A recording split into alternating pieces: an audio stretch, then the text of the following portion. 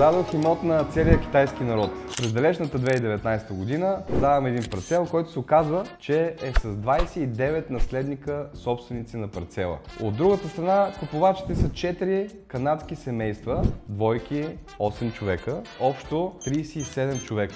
Всички тези хора, заедно с техните двама адвоката, и нотариуса, и секретарката, трябваше да се съберат в един ден, в един час и на едно място, за да направим сделка. Това ми отне 5 месеца, за да съберат тези 29 човека от всякъде по света, и идва сублимния момент, денят на сделката. В нотариалната кантора сме, всичко е организирано, аз стоя пред кантората с един списък и подчертавам: баба Стефка тук е, дядо Иван и той е тук. Всички са тук от наследниците, обаче идва 29-я, който е дядо Лъчезар, и дядо Лъчезар го няма.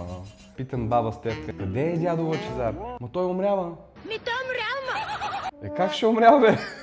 Що никой не ми е казал? Кога е умрял? Преди 2 седмици.